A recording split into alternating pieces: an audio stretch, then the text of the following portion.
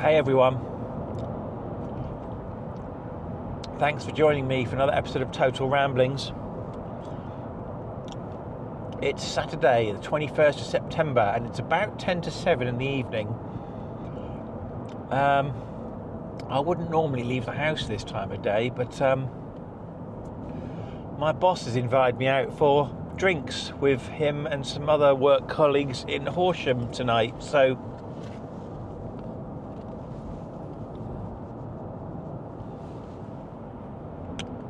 waving to somebody on the bridge.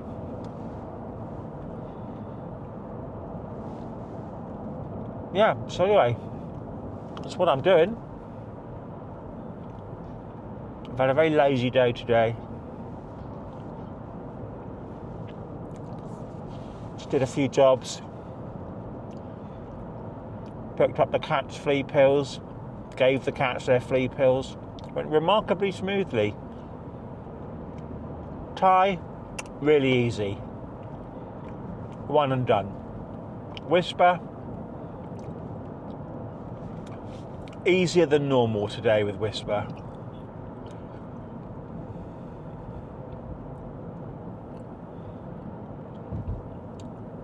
I like waving at people on bridges. You wave back as well. A man and a woman stood there. You gotta have fun, haven't you? You know? I was thinking the other day, if I let myself, I can actually get quite bitter and twisted about things, but I've had years and years and years and years and years and years and years of brooding and being bitter and twisted about stuff, and I'll never forgive and I'll never forget, but I'm trying to be optimistic, even though I'm having probably the worst year of my life. And I know Liz is having the worst year of her life, for sure.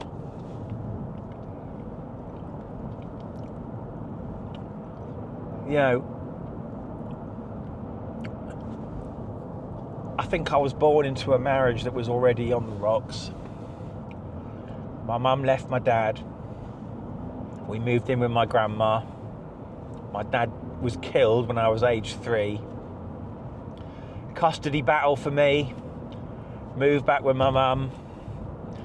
Some nasty stuff happened with my stepbrother over a number of years. Ended up working for the family business. So I'm a trained motor vehicle engineer. But qualifications mean absolutely bugger all in my chosen, well, not even my chosen profession, in the profession I ended up falling into.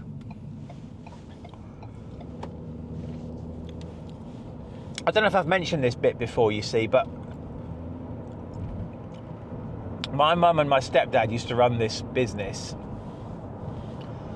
and we'd already lost one house because they'd put the house up as collateral against the business. And what happened was the miners' strike happened in 1984, and the local economy in South Wales, where we were, collapsed, and nobody had any money, and the business went under, and we lost the house. So we were renting this farmhouse. Massive it was nice. And then and my stepdad had been declared bankrupt.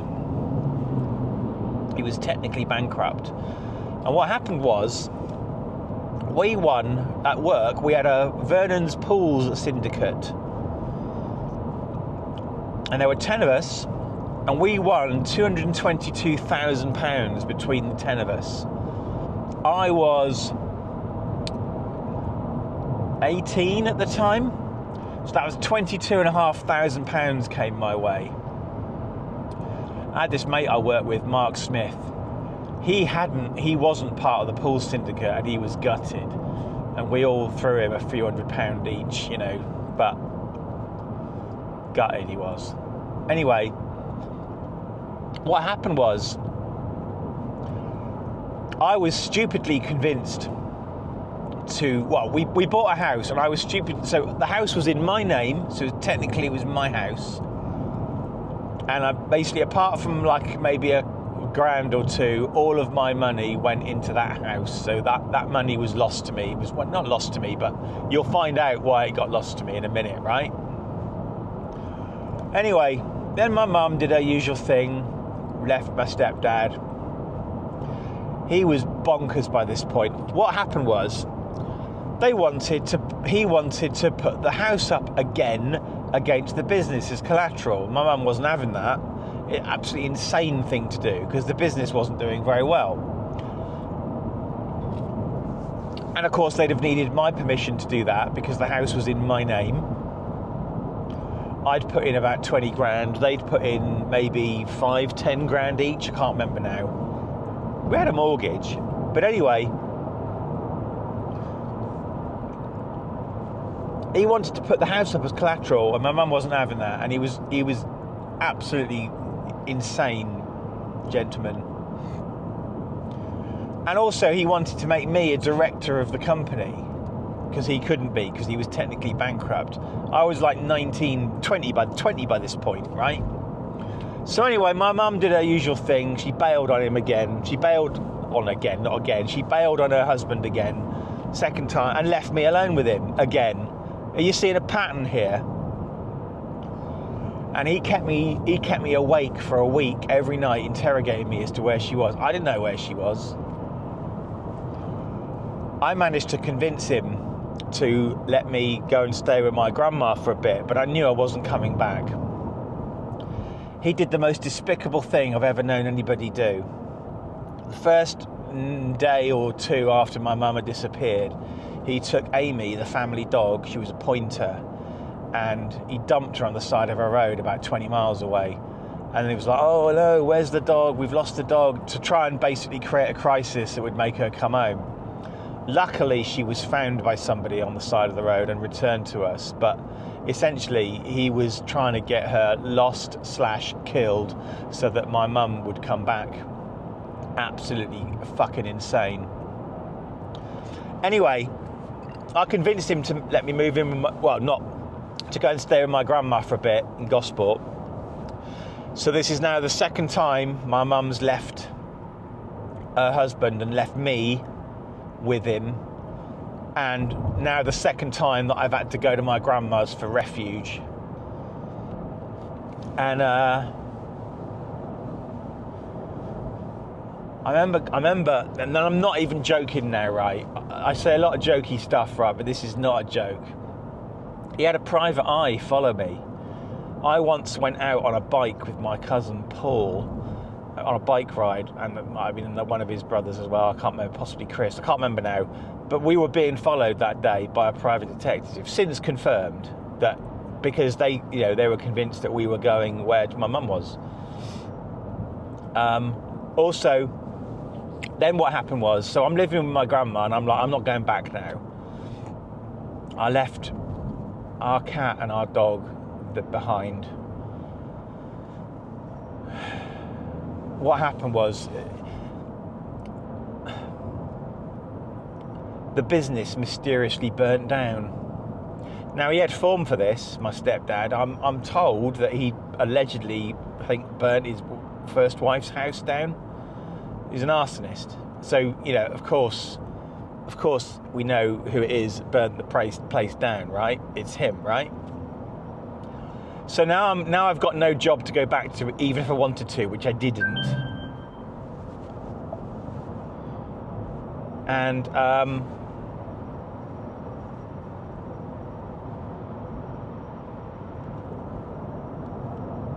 can hear like a strange whistling noise, and I hope it's not from my car.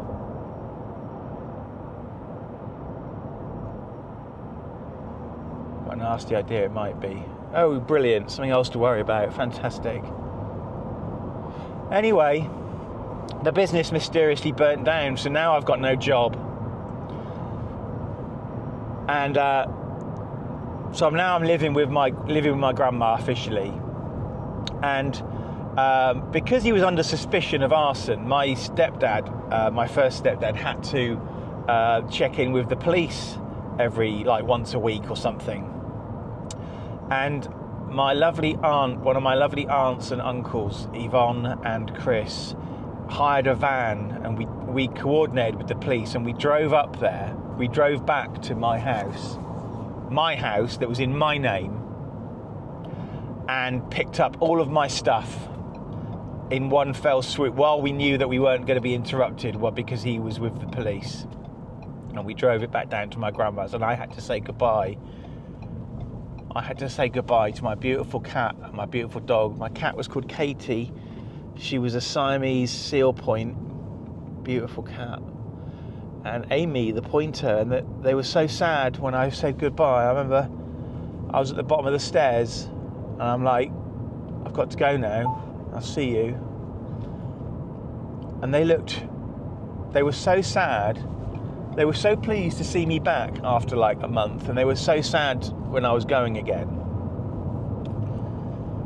They knew I was never going to see them again. I was 20 years old, and that's 33 years ago. Anyway, so now I'm living with my grandma, and I went to claim unemployment benefit. Now, my mum was in charge of the accounts at the company business, and every week I would get my pay packet, and every week my tax and national insurance would be taken out. But you know what? The business hadn't been paying it. So I was not allowed to claim unemployment benefit, because basically I hadn't been paying my tax or national insurance, even though I had been paying my tax and national insurance, but the company hadn't been paying the tax and national insurance they'd been taking from me. So I'm screwed, right? Absolutely screwed. And basically, the point I'm making, right, is that this is what family does to you. Don't ever work in a family firm. If your family are going to betray you and fuck you up like that, you know, I will never forgive what happened there. In my darkest hour, I can't even claim unemployment benefit, and I'm living off the charity of my family, the family that does like me.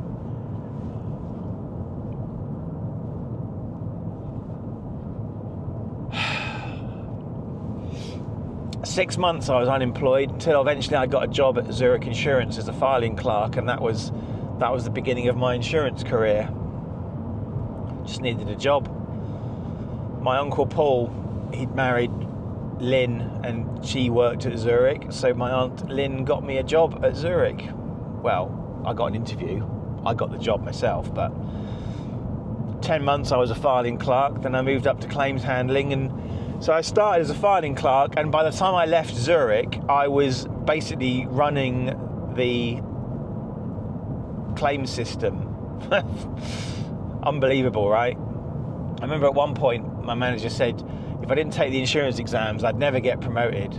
I got promoted many times after that. It's just funny.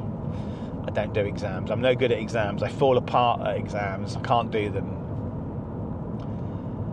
So anyway, right, the point I'm making is that this is the kind of stuff that goes through my mind, and this is what I could quite easily get quite bitter and twisted, right? Because then what happens is Anthony, our second child, is autistic, and now Liz has got a life-threatening genetic illness, and it's like life just constantly keeps punching me in the face. Punching my family and me in the face all the time. I'm not allowed to have a break. So I'm rubbish with money, right? Absolutely crap with money. I spend money like it's going out of fashion, like I'm allergic to it. But it's because I'm trying to distract myself from everyday thoughts like this that would get me very depressed. And I'm trying to give myself a bit of joy in my life. Because fuck knows, life just keeps punching me in the face, and that's what happens. That's what I do. I know exactly why I am the way I am, but I always console myself with the thought that at least I'm not drinking, right? I'm not pissing it up against a wall. by rights, my counsellor and a previous boss of mine said I should be a rampant alcoholic by now because of all the crap I've had to put up with. And this is not some kind of sob story, this video. I'm just kind of filling in bits of my life that I may not have talked about before. And I've been reluctant to talk about it before in my vlog in case my mum saw it, because I don't want her getting upset. But frankly, nobody watches this, really. So I can probably say what I like. No bugger watches my videos. So, you know, there you go. That's the way it is. This is like my way of expressing myself and giving myself a bit of therapy. So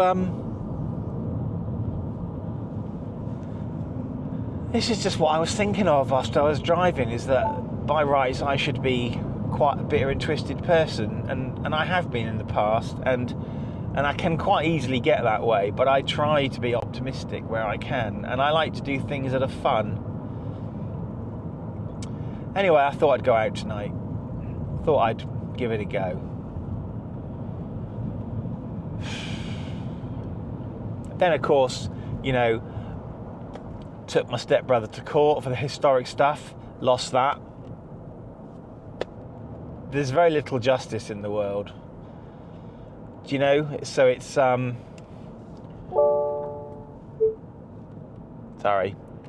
I didn't mean to do that. Please try again. I meant to press the limit button on my car because we're at a bit where it's 40 miles an hour and I get flashed by this thing if I go over the speed limit, and I like to try and stick within the speed limit here at least, because there's one and only speed camera on this route from Basingstoke to Horsham is along this road, just down this hill, because we are now passing through Guildford. And every time I pass through Guildford, I think of The Hitchhiker's Guide to the Galaxy, where Ford Prefect turns out not to be from Guildford after all, but from a small planet somewhere in the vicinity of Betelgeuse. So basically, that is what I think of every time. Anyway, so despite my misgivings about leaving the house on a Saturday, I thought, what the heck. I've played a bit of my game today. Just come back from a little sleep, hour and a half. I had a lie in. The house is all tidy and done. The cats have all been fed. Tomorrow I'm going for dinner with Irene, so I'll be a little bit later for Liz, so which means I can get up a little bit later tomorrow. So I thought, what the heck. Now you see we set the limit to 30 miles an hour. We had at least 2 thunderstorms this morning that I'm aware of whilst I was sleeping. And I just left Basingstoke and there was a massive anvil-shaped black cloud on the horizon, which I've always been told is a thunderstorm, a thundercloud. So, and we've been told to expect more thunderstorms. And since I've left, the sun has now set. It's getting gloomy. I don't even know whether you can see me on this video or not. The DJI Action 5 camera is out and seems to cope better in low light, but I don't know if I'll be buying one. I've got enough cameras at the moment and this one is absolutely fine. But it would be compatible with all the stuff that I've got for it. So I'll think about it. Again, there I go, spending money, you see. Time for this little bit of self-indulgence to finish, I think. So as I just drive past that speed camera, I am going to switch off for a bit now.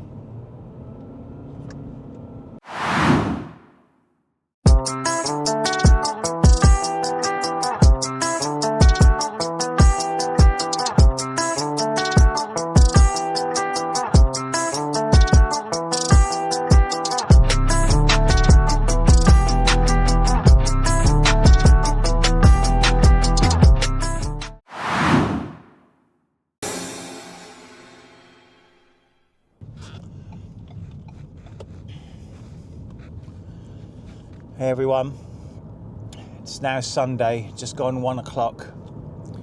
I had a very nice evening out with the guys. Damien, Richard, Clinton and me, just the four of us. We went to 4 different pubs.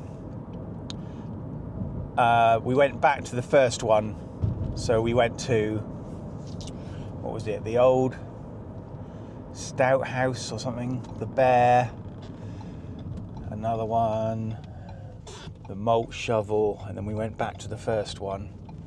I don't remember the names of all of them.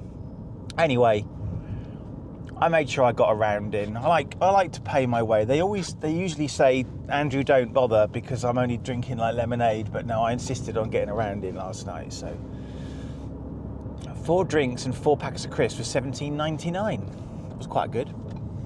Anyway, I had a very nice evening. It was very good. So like, my kind of default position is stay at home and just kind of fester. And it takes me a great deal of mental effort to kind of like leave the house and go out on social stuff, because I always have this existential dread. I've probably talked about it before on this vlog. I'm worried that something's going to happen to the house, something's going to happen to me, I'm going to crash the car or whatever it might be. But when I get there, I have an amazing time, and last night was really good and I'm really glad I went. I wouldn't want to do it every week, but it was good. So, yes, thank you guys. Very nice evening. I got home about 1:45 this morning because we went for a burger, well, kebab. I had a burger afterwards. So, luckily, I am now on my way to Hook for roast dinner at my mother-in-law's, so I didn't have to get up early this morning. Normally I get to Liz for about 12, which means I got to leave about 11, which means I've got to get up about 10. I didn't get up until 12 today. So I was able to catch up on my sleep because I value my sleep. Sleeping is one of my favouriteest activities ever. So I'm going to go to Irene's for dinner, have some dinner, then I'm going to go and visit Liz. So I will be with Liz later today. I'm thinking probably more like 3 o'clock. And so obviously I won't be there with Liz as long today. And that's my weekend. It's been a very wet weekend. We had at least 2 thunderstorms yesterday morning whilst I was sleeping. I heard them, they woke me up. Over, like, one was quite early in the morning, another one about 6 or 7 hours later. It absolutely chucked it down in Horsham last night. I much prefer Horsham to Crawley. Crawley is a very intimidating place. Horsham, everyone there is quite posh. And yeah. On the way, we went to the car park.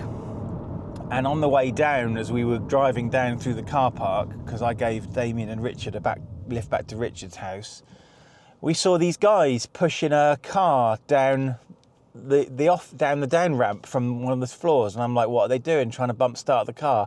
No, there was a massive dent, a pillar-shaped dent in the front of the car, and the front of the car was absolutely wrecked, and the airbags had gone off. And I stopped and I said to the guys who were pushing the car, "Are you okay?" They said, "Yeah." I said, "Has that just happened?" "Yeah." "Is the driver all right?" "Yeah." Obviously airbags were inflated, or that they'd, come out. But the massive pillar-shaped dent, he must have been, I don't know how he managed to get that kind of speed in a car park, but he must have been going quite quick. Anyway, so, they didn't have a very good evening. Bummer. I feel sorry for those guys. Yeah, so anyway, I had a lovely evening. Now I'm going to go and have dinner. I'm glad I made the effort to go out. What would I have done? I just sat there playing a game. I can do that tonight. It's still going to be there. Anyway,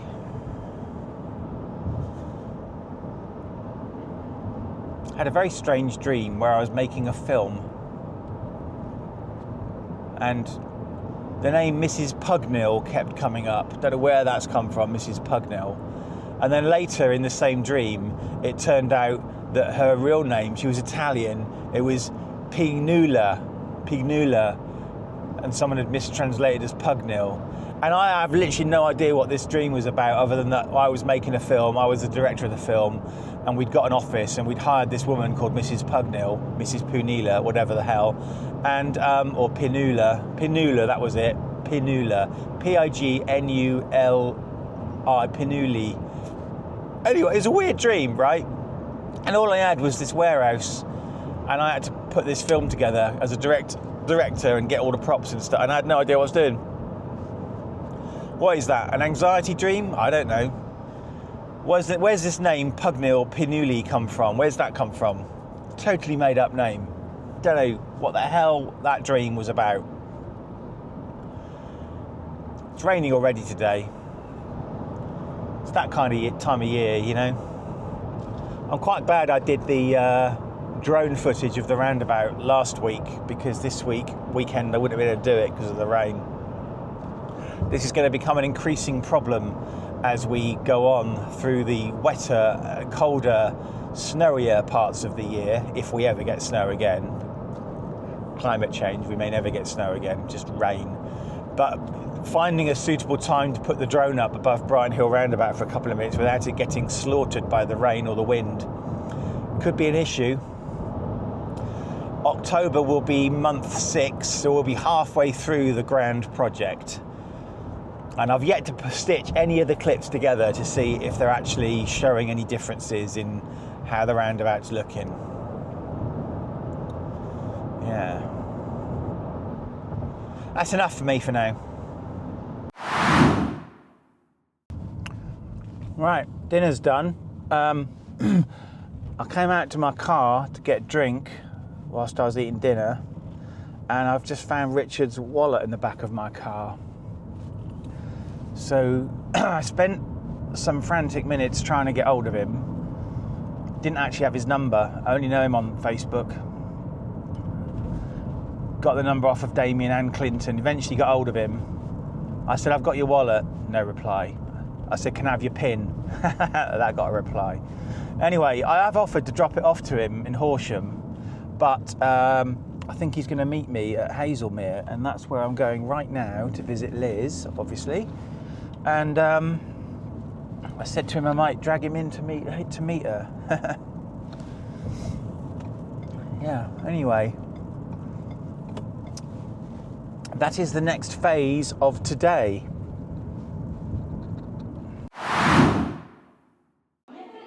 Say hello to the boys and girls. Hello, boys and girls. Wave. Tell the boys and girls what you've been doing. Since when? When did we last do this? I don't know. Last week, probably. Well, I've done hydro. Yeah? Hydro on Monday. Tuesday, nothing.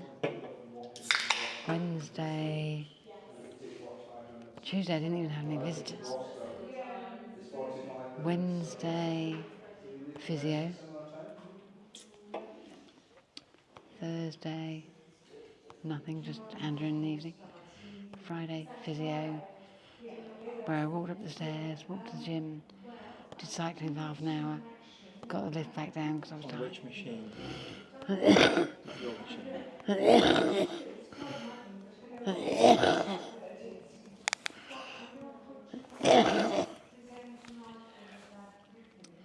Yesterday, visitors, and I had a nebulizer and lots of coughing.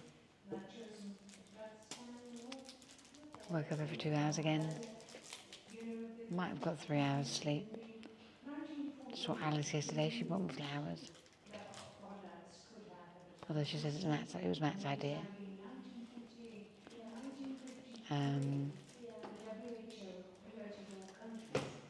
Then today, I've had a roast dinner. And the gravy has gone through a paper napkin, which is why my t-shirt is dirty now.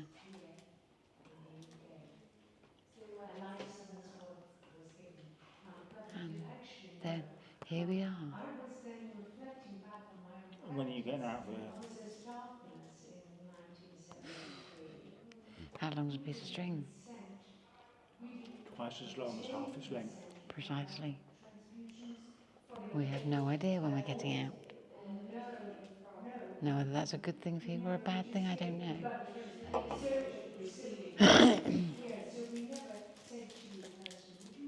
So, goodbye.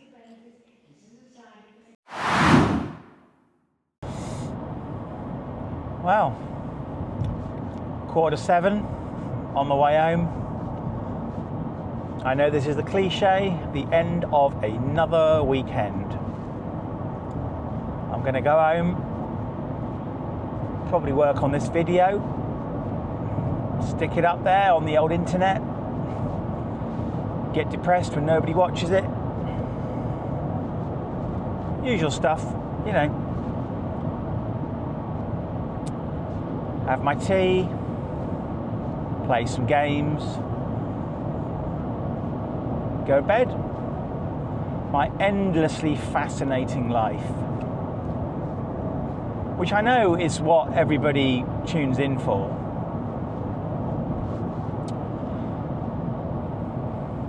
I'm hoping this month that I'm going to have another unboxing, but there's a thing that I pre-ordered months and months ago. Liz paid for it, and I'm told it's due to start shipping this month. Well, it's nearly what are we at? 22nd, nearly the end of the month. God, where the hell has this September gone? I just don't know. This is the second roundabout of death that I have previously mentioned, and I thought I would turn the camera around today so you can see what I mean. I'm in the right-hand lane. I am going right,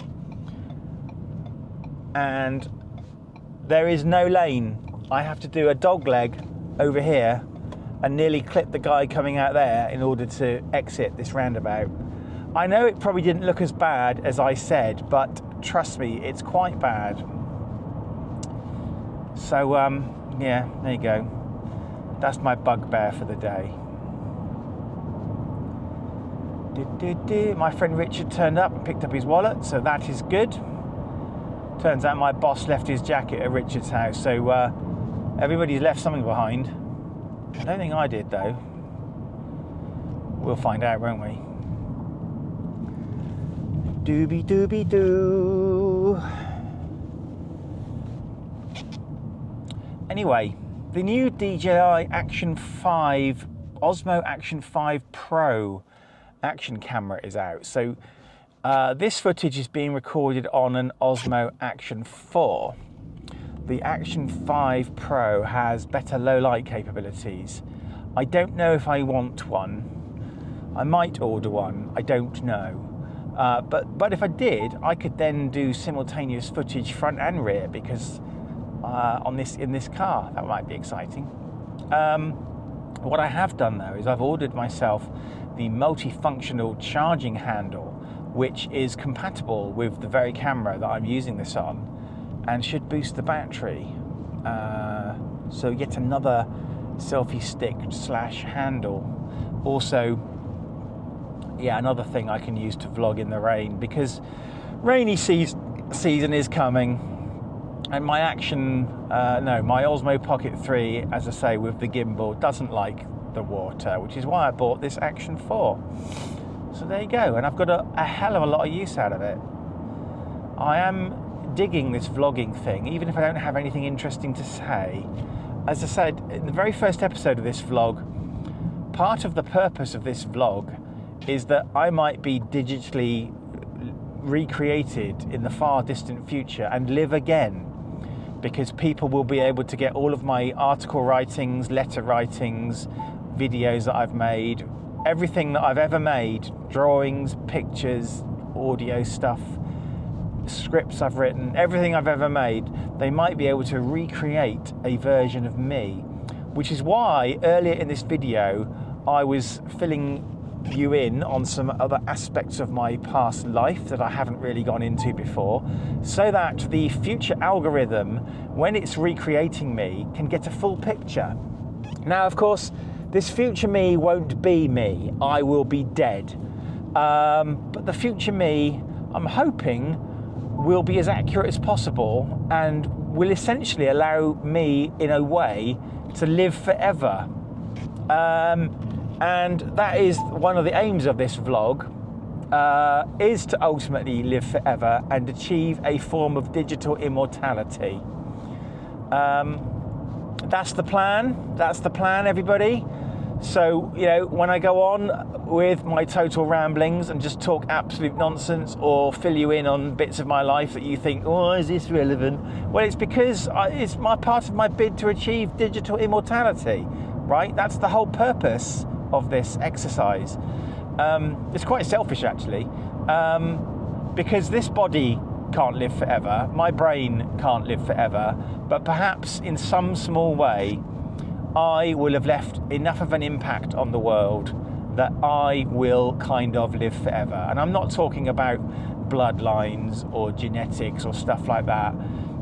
I'm hoping that the stuff that I've done will have had some kind of impact and will leave, there'll be something left of me, right? So for example, right, my dad, I've got photos of him, but I've got no audio recordings of him. I've got no film footage of him. I've obviously got no video footage of him. I don't know what his voice sounded like. I don't know what he was like as a person. I've just got photos. Whereas me, you see, you've got more than just photos. You've got videos of me, admittedly, talking a load of crap like I am right now. But you've got, you know, photos of me. You've got things that I've written.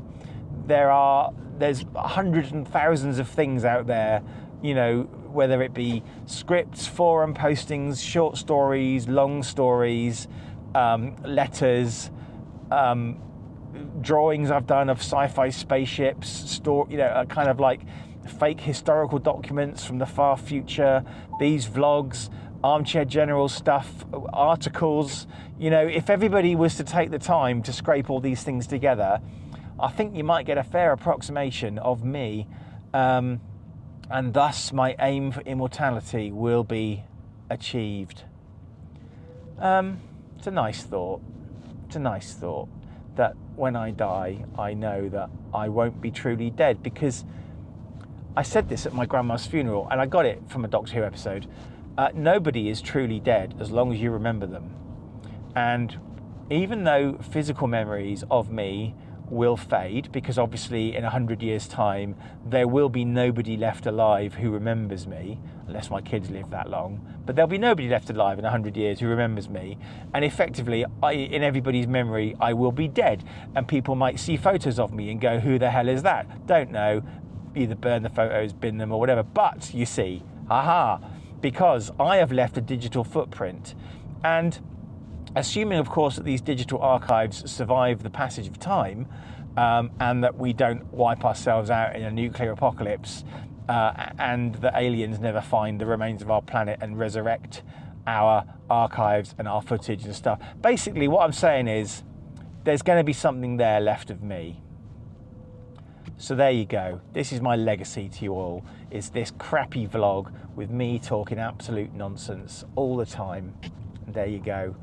It's just me. It's like a character analysis of an individual, of a person. That's what this vlog's about. It's not really about anything important. It's about a person, just a random guy who's not perfect, who, you know, somebody might want to digitally recreate in the future, and who might ultimately become ruler of the universe. No, I didn't say that. We've given up on universal domination because basically I would be pretty crap at it. I would be rubbish leading the universe. I would be an excellent number 2. I can follow orders to the letter and, you know, do all that. But giving orders, doing all that admin, God, can you imagine? Terrible. Anyway. What can I talk about now? I don't really know, to be honest with you. I'll tell you what I'm going to do, right? I'm just going to drive home now. I'm going to shut up and I'm going to call an end to this episode of Total Ramblings. Unless, of course, as I've said before, something happens between now and editing this video, in which case you'll know about it and I don't know about it right now. So in a way, you you'll know about it by seeing into my future in a way, because you might see that there's still a few minutes left to run on this vlog, when in fact, as far as I'm concerned, this is the end. Goodbye. If you enjoy what I do here, although I can't think why, please remember to click the like button, smash that subscribe button, and hit the bell icon to be notified whenever I post a new video. You might also want to check out my website, www.worldsbestestpoet.com, if you fancy a laugh.